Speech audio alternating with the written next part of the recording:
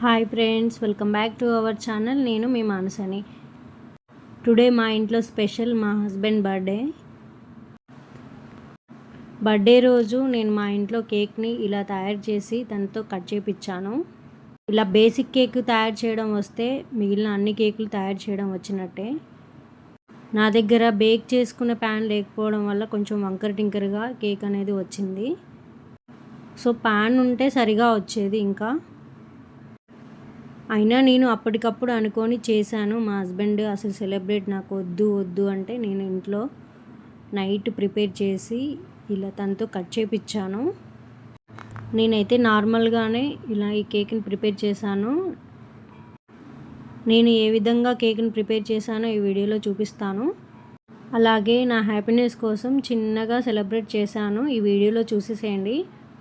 ముందుగా నేను జీడిపప్పు బాదం పప్పుల్ని ఇలా సన్నగా చాక్ చేసుకొని పక్కన ఉంచుకున్నాను. ఇవి నెయ్యిలో కూడా వేయించుకోవచ్చు, బట్ నేను పచ్చిగానే వేస్తున్నాను చిన్న చిన్నగా కట్ చేసుకొని. ఎప్పుడైనా మా హస్బెండ్ బర్త్డే రోజు నాకు కేక్ చేసేయడం అలవాటు. పోయినసారి బర్త్డేకి కూడా ఇలానే కేక్ కట్ చేయించాను. మిడ్నైట్ ఇలా రెడీ చేసిన కేక్ని కట్ చేసిన తర్వాత మళ్ళీ ఒక కేక్ని ఆర్డర్ పెట్టుకొని ఈవినింగ్ టైంలో వాళ్ళ ఫ్రెండ్స్తో మళ్ళీ ఒకసారి కేక్ కట్ చేశాడు పోయిన ఇయర్.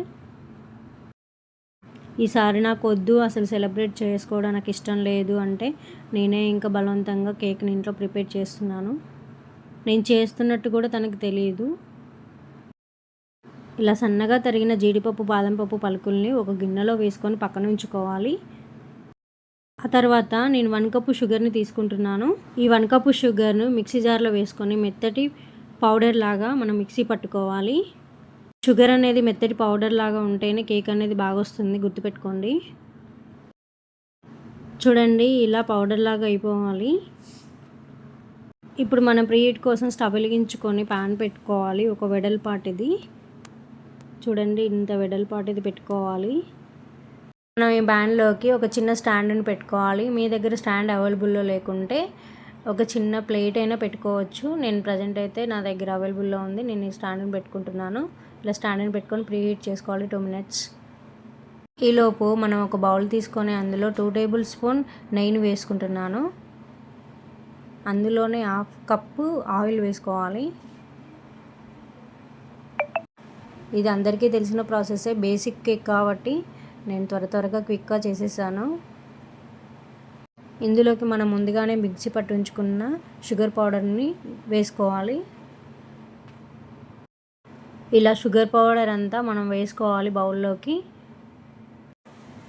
ఇలా వేసుకున్న తర్వాత ఒకసారి ఆ షుగర్ పౌడర్ అంతా ఎలాంటి ఉండలు లేకుండా ఒకసారి ఇలా గరిటెతో కలుపుకోవాలి.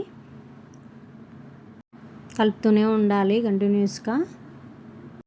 మనం వేసుకున్న ఆయిల్, నెయ్యి ఈ షుగర్లో కలిసేంత వరకు కలుపుతూనే ఉండాలి.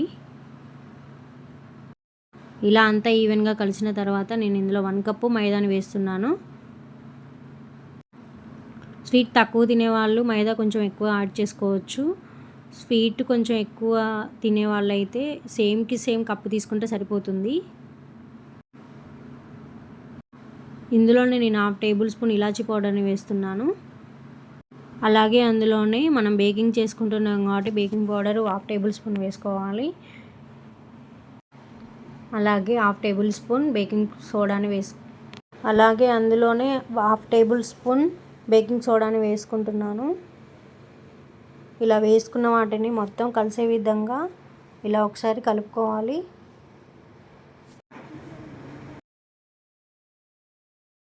మనకు ఎక్కడ ఎలాంటి ఉండలు లేకుండా ఇలా పిండి అంతా కలిసే విధంగా ఒకసారి ఇలా కలుపుకోవాలి మొత్తం. తర్వాత నేను ఇందులోనే 1/2 కప్పు పాలను తీసుకొని పాలతోనే నేను మళ్ళీ కలుపుకుంటున్నాను. పాలు అనేది కొంచెంగా పోస్తూ మళ్ళీ ఒకసారి కలుపుకోవాలి. ఈ పిండి కన్సిస్టెన్సీ అనేది దోశ పిండి కంటే కొంచెం తిక్కుగా ఉండాలి. సో అలా వచ్చే విధంగా ఎక్కడ ఉండలు లేకుండా పాలతోటి ఇలా కలుపుకోవాలి. పిండి అనేది ఎంత కలిపితే కేక్ అనేది అంత ఫ్లఫీగా వస్తుంది. సో అందుకే కలుపుతూనే ఉండాలి పిండిని.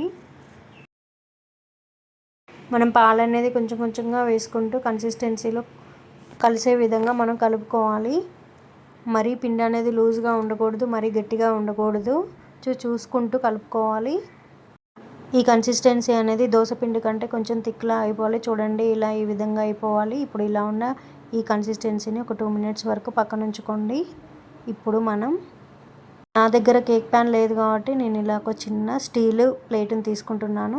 ఈ ప్లేట్కి ఒక ఆయిల్ అనేది అప్లై చేసుకోవాలి. ఆయిల్ అయినా పర్వాలేదు, నెయ్యి అయినా పర్వాలేదు. ఇలా అప్లై చేసుకోవాలి ప్లేట్కి అంతా.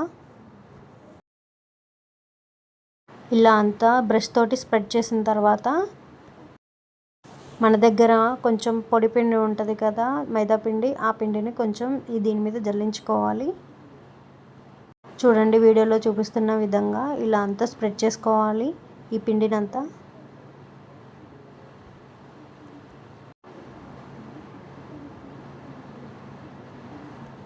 ఇలా స్ప్రెడ్ చేసుకున్న తర్వాత మిగిలిన ఏమైనా పిండి ముద్దలు ఉంటే పక్కకు తీసేసేయాలి. ఇప్పుడు మనం ఇందులోకి ముందుగానే ప్రిపేర్ చేసుకున్న కేక్ ప్యాటర్న్ వేసుకోవాలి. ఇలా రెడీ చేసుకున్న ఈ ప్యాటర్న్లోకి మనం ముందుగానే కట్ చేసుకున్న జీడిపప్పు, బాదం పప్పు పలుకుల్ని ఇలా రౌండ్గా చిన్నగా డెకరేషన్ చేస్తున్నాను. డైరెక్ట్ కన్సిస్టెన్సీలో మొత్తం కలిపి కూడా వేసుకోవచ్చు, కానీ ఇలా ఒకసారి ట్రై చేద్దామని వేశాను. పోయినసారి కేక్ తయారు చేసినప్పుడు మొత్తం అలానే చేశాను. ఇలా చూడడానికి అయితే చాలా బాగా అనిపించింది, కానీ కేక్ రెడీ అయిన తర్వాత ఎలా వస్తుందో చూడాలి. ఇలా అంతా జీడిపప్పు, బాదపప్పులతో రెడీ చేసుకున్న తర్వాత మనం ముందుగానే ప్రీహీట్ చేసుకున్న, చూడండి ఇలా ప్రీహీట్ చేసుకున్నాం కదా. ఇప్పుడు ఇందులోకి మనం ఈ కేక్ కన్సిస్టెన్సీని పెట్టి బేక్ చేసుకోవాలి. స్టవ్ అనేది స్లో ఫ్లేమ్లో పెట్టుకొని 30 to 45 మినిట్స్ ఇలా బేక్ చేసుకోవాలి మూత పెట్టుకొని. 40 మినిట్స్ తర్వాత చూడండి కేక్ అనేది ఇలా కుక్ అయ్యి ఉంది. నాకు కేక్ ప్యాన్ అనేది లేదు కాబట్టి సో ఇలా కొంచెం వంకర టింకర్గా వచ్చింది. ఇలా ఎడ్జులంతా చాక్తో కట్ చేసుకొని ఇలా ప్లేట్లోకి తీసుకొని పక్కన ఉంచుకున్నాను. ఇప్పుడు ఇలా రెడీ అయిన కేక్ మీద చూడండి ఇలా నేను పాల కవర్ని తీసుకొని దాన్ని హోల్ పెట్టుకొని అందులో మైనీస్ వేశాను. జస్ట్ డెకరేషన్ కోసం హ్యాపీ బర్త్డే అని రాయాలి కదా, సో అందుకు నేను ఇలా డెకరేట్ చేస్తున్నాను. మొత్తం హ్యాపీ బర్త్డే అని పట్టదు కాబట్టి నేను హెచ్ అని రాస్తున్నాను, HBD అని రాస్తున్నాను.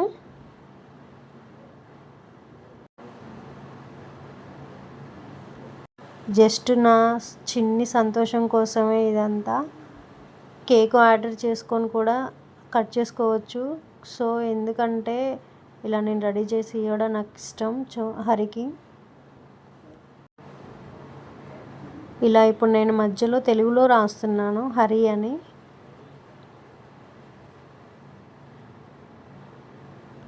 అసలు యాక్చువల్లీ నేను నైటే కేక్ ప్రిపేర్ చేశాను.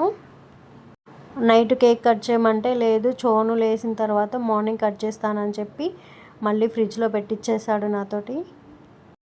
మార్నింగ్ గుడికి వెళ్ళేసి వచ్చిన తర్వాత ఇలా పేరు రాసి హరితో కట్ చేయించాను.